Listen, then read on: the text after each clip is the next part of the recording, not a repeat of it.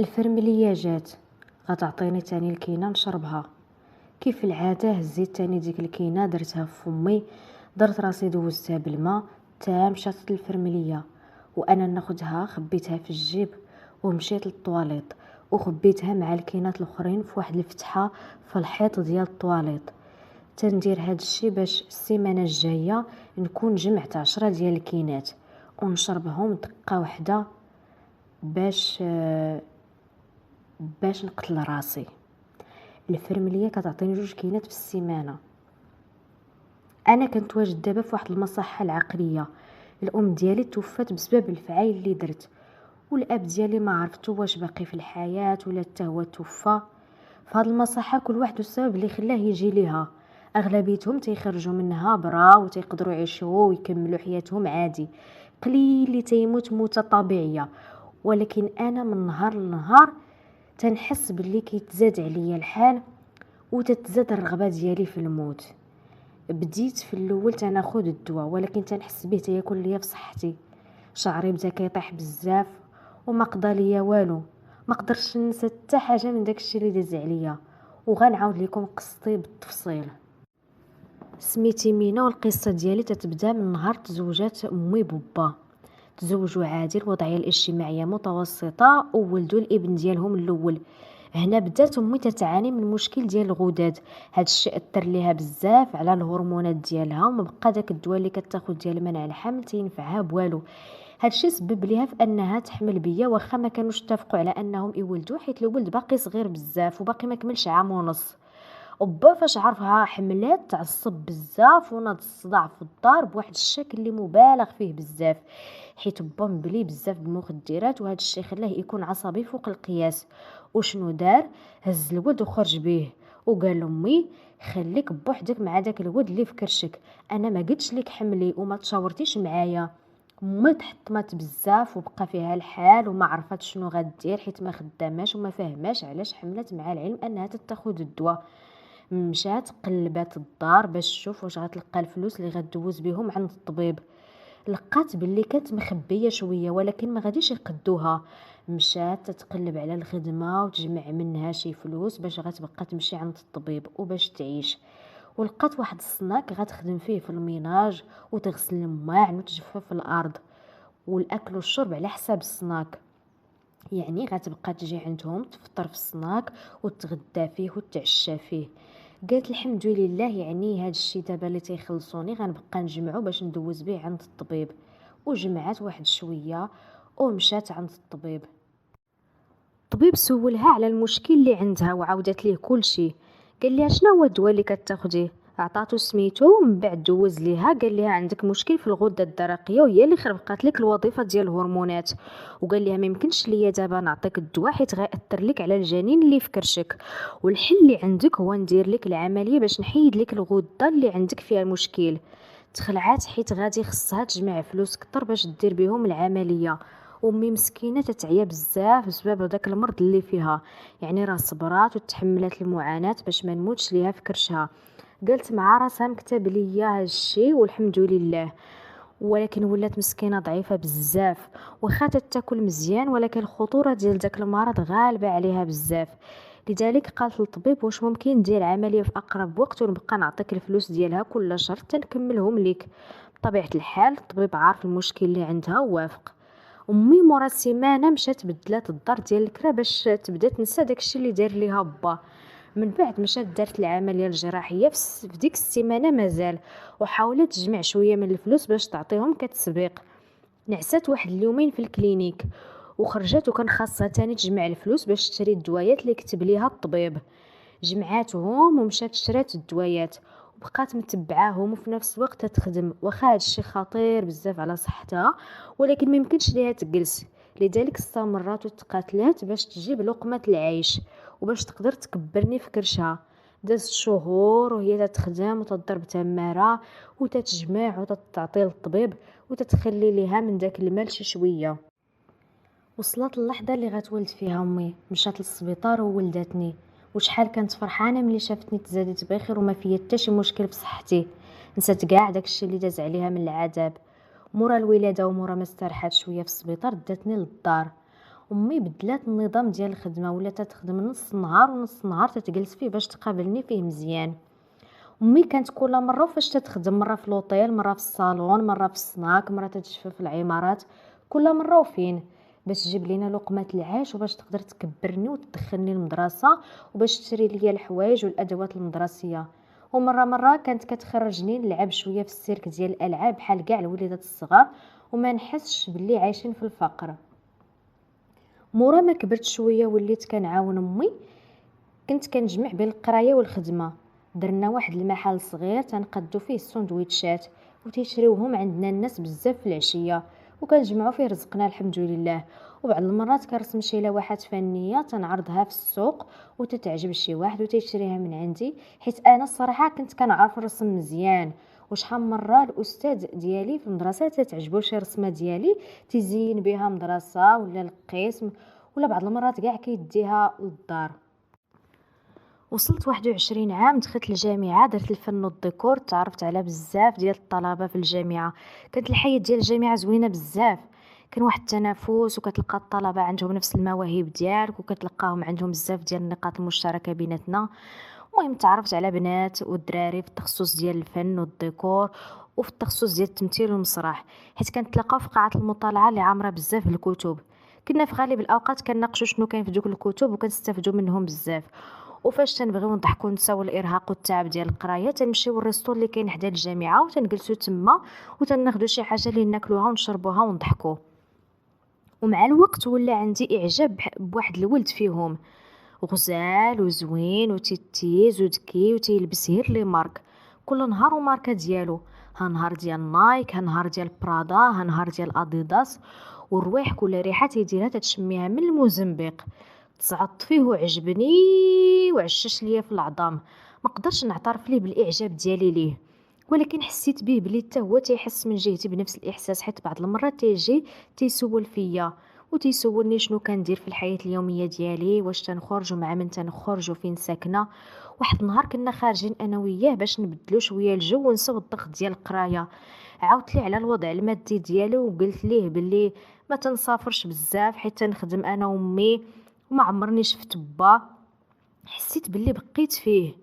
ايوا دينا وجبنا انا وياه في الهضره، وقول انت نقول انا، وقال ما قال قال ما قال، وعجبتني شخصيته والهضره ديالته حتى هي دخلت ليا في العظام وعشات ليا في الروح.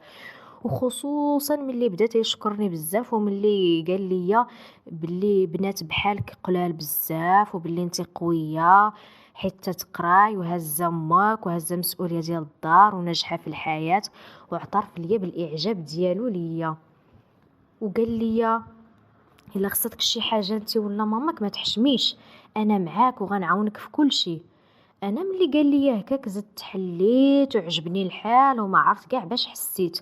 وطرا ليا بحال بونجي الا درتيها في الماء كيدخل فيها الماء كامل وكتقال وكترخى وكتهبط.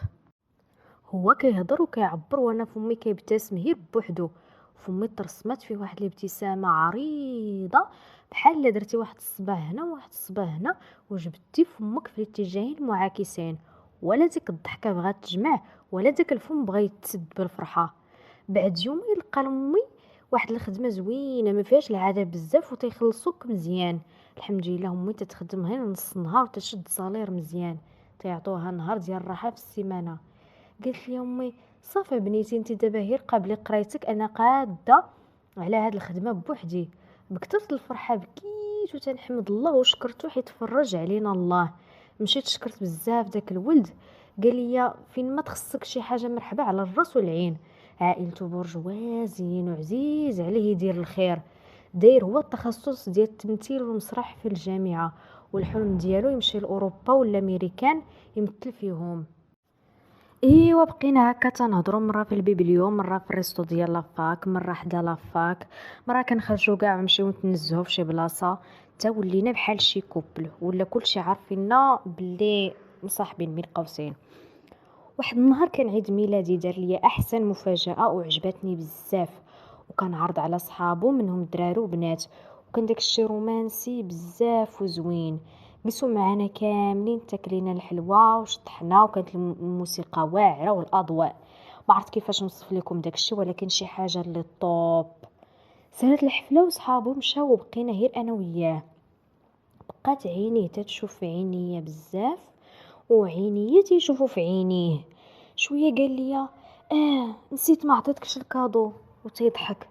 جبد ليا كادو فيه السلسله ديال الذهب مع خاتمها وطوينياتها. عجبني الذوق ديالو بزاف في الاكسسوارات. ايوا لبسهم ليا وقال لي جاو معاك. عطاني يدو شديت ليه فيها وبدينا تنشطحو حدا لابيسين مع الموسيقى. كانت تما واحد فرقه موسيقيه هي اللي كدير هاد الموسيقى.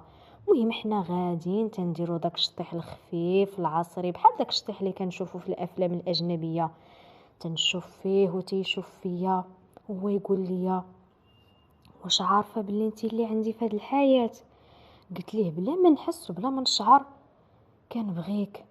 وقال لي انا كنتسطى عليك وعجبني الحال بزاف. وقلت اخيرا لقيت الجالوق فين تغبر نقرتي.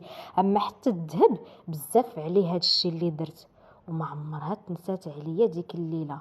اش خاصك امينه الفلوس والزينه، اش خاصك امينه الضحكه والحنينه. سالت الحفله وحطني في اقرب بلاصه للدار.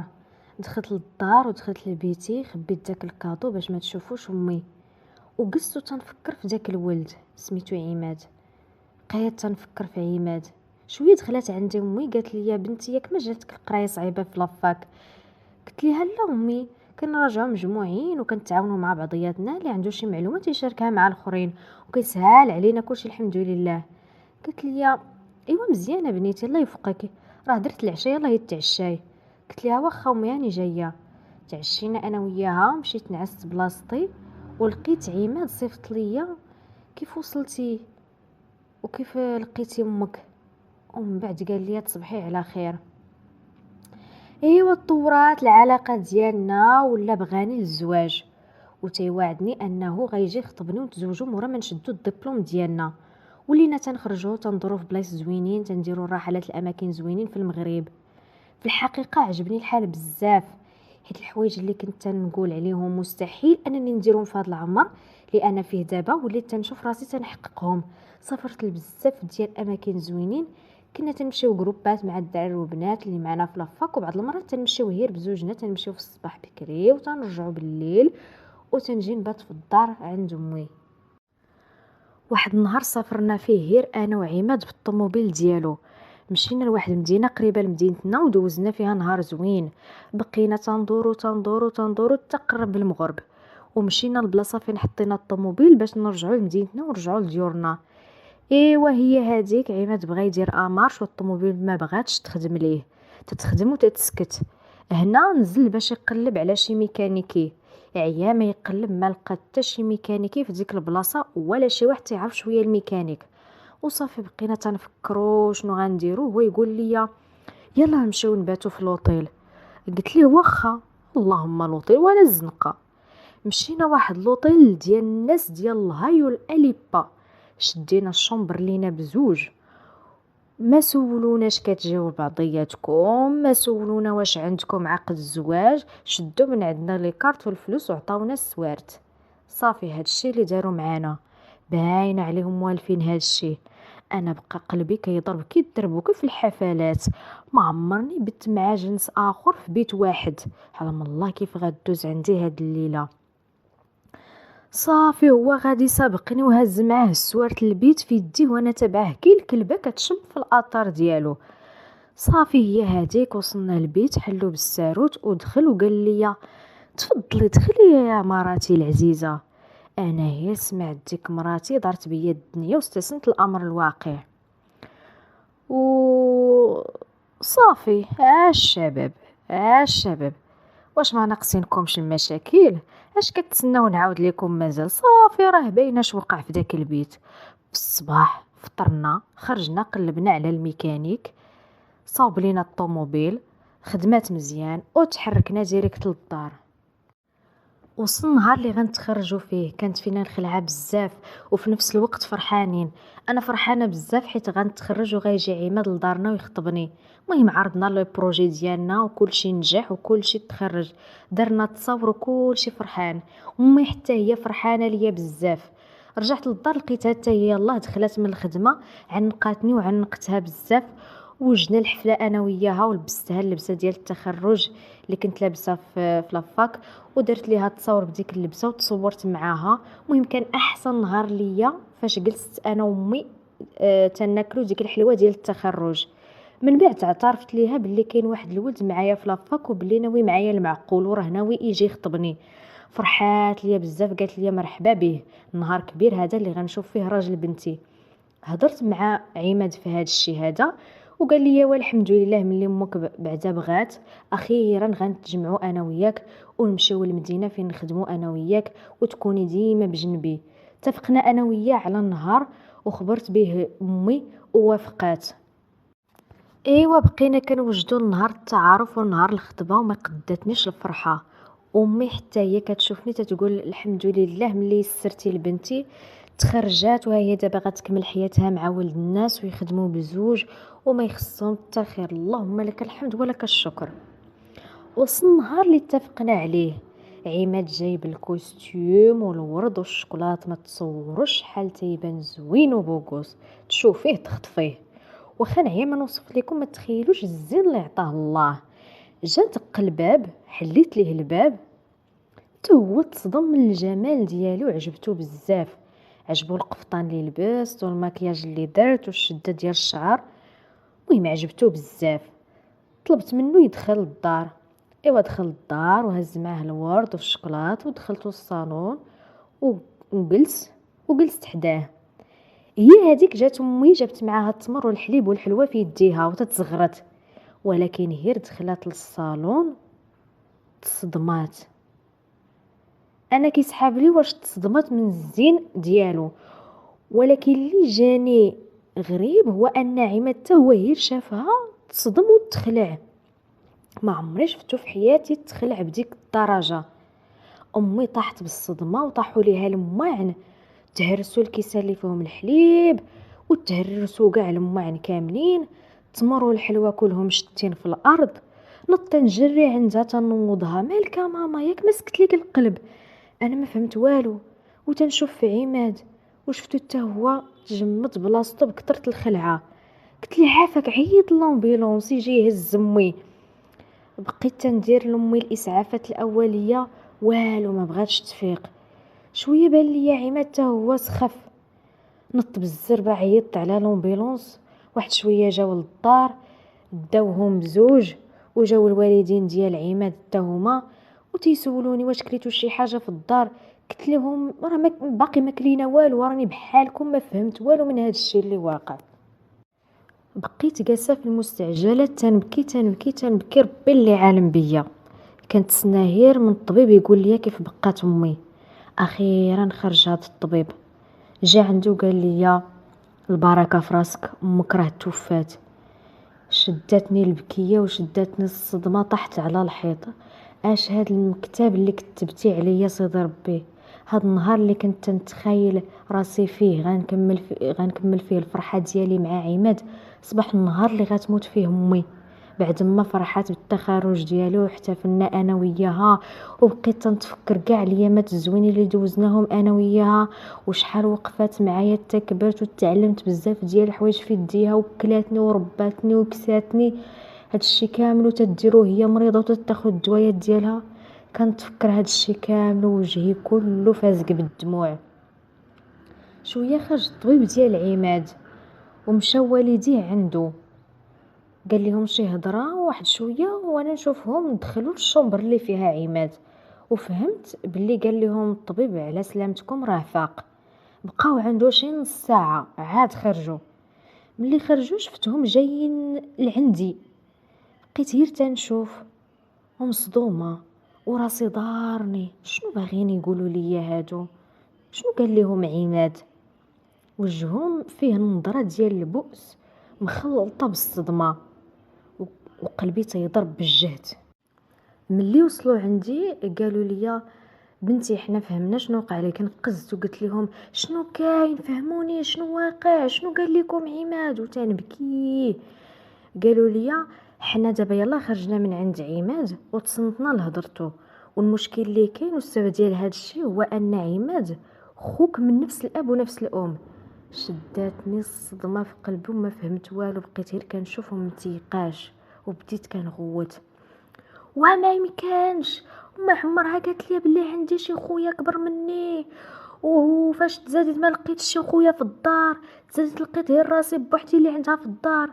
وبداو كيهدنوا فيا وقالوا لي وما لقيتيش حتى باك في الدار. قلت لهم وراه قالت لي امي توفى قبل ما نولد. قالوا لي اسمعي بنيتي، خاصك تفهمي باللي باك كان طلق امك قبل ما تزادي ودا معاه هيمات بسبب المرض اللي فيها، وباللي امك ما حملاتوش بسبب الفعايل اللي فيه، وعمرها هضرات معاك في هذا الشيء باش ما تسوليهاش ولا تفكريها في داك الشيء اللي داز عليها، حيت بغات تنسى هذا الشيء. وبقى عماد مع با 6 شهور ومات بسبب البليه اللي مبلي بها، وجبناه معانا حيت حنا ما كنولدوش وكان خاصنا شي ولد نكبروه ونربيوه ونديروه بحال ولدنا. وكان عماد ولد مزيان لينا، ربيناه وكبرناه وقريناه، واللي حاط عليها يدو تنجيبوها ليه. والحمد لله حنا كنا ميسورين بزاف، ولكن عندنا المشكل الوحيد ديال العقم، ما عندناش ولاد. داكشي علاش اختاريناه وخديناه يكون ولدنا. اخيرا فهمت شنو واقع. انا تيعاودوا لي على القصه وتنتفكر كاع داكشي اللي دوزت معاه من الرومانسيه والحب والخروج، وخاصه ديك الليله فاش خسرات ليه الطوموبيل. جاتني واحد الخنقه في قلبي ما كرهش، كنت حلات بيا الارض وسرطاتني في ديك اللحظه.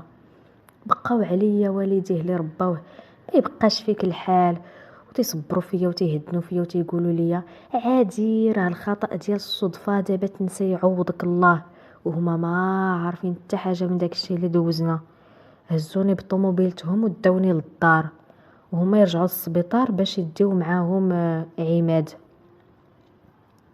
بقيت في الدار بوحدي تنبكي بالليل وبالنهار.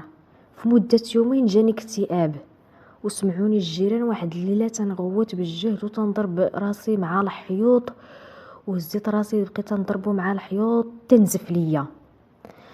دخلوا الجيران عندي بالزربه ولقاوني في ديك الحاله، شدوني مزيان وانا تنغوت باغا هي نقتل راسي.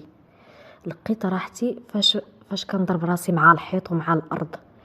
عيطوا للامبيلونس، جاو هزوني وداوني المستعجلات، وخيطوا لي راسي، خيطوا كاع دوك الضرابي اللي فيه، وداوني للمستشفى الامراض العقليه باش ما نديرش شي حاجه اخرى على راسي. دخلت للمستشفى الامراض العقليه، درت معايا الطبيبه استجواب وسولاتني اسئله باش تفهم الحاله ديالي، وبقيت تنجاوبها حتى فهمت القصه كامله. وداوني لواحد الشومبر وعطاوني ناموسيتي وحوايجي اللي غنبقى نلبس ونبدل فيهم، وكاينه واحد التلفازه معلقه فوق الحيط ديال الشومبر ديالي. دوزت اكثر من شهر في داك السبيطار وباقي ما تشافيتش. من سيمانه حتى لسيمانه تدير ليا الطبيبه استجواب باش تشوف التطور المشكل الصحي اللي عندي. تناخد 2 كينات في السيمانه. كاع الناس اللي كنت فايت ليا شفتهم في السبيطار خرجوا كاملين، الا انا كنبقى مع الناس جداد. تنحس بصحتي غاده وكتدهور. ما قديش ننسى داكشي اللي داز عليا، خصوصا فاش كيخدموا ليا التلفازه وتنلقى فيها بعض المرات كيدوز فيها عماد. وفهمت باللي داوه دوك الوالدين اللي رباوه الميريكان وخوه المغرب باش ينسى حتى هو داكشي اللي دوز معايا ويبدا حياته من جديد. وانا جالسه في السبيطار كنتعذب ومقابلاني الطبيبه والفرمليات. كون غير ما مشيتش لديك لافاك وخرجت من الباك وخدمت مع امي يحسن ليا من هذا الشيء كامله. واحد النهار بديت تنفكر كيفاش نقتل راسي، وطاحت عليا الفكره انني نجمع الكينات ونخبيهم حتى يكونوا كتار وناكلهم دقه واحده. وبقيت تنجمع فيهم حتى جمعت 10 ديال الكينات. انا دابا كندور في الجرده هازه معايا قرعه ديال الماء، ومقابلاني واحد الفرمليه. خبيت دوك الكينات في جيبي، طلبت من ديك الفرمليه تجيب ليا البينوار حيت كنحس بالبرد. مشات للشومبر، ودابا غناخد دوك الكينات نشربهم، والسلام. خليتكم على خير.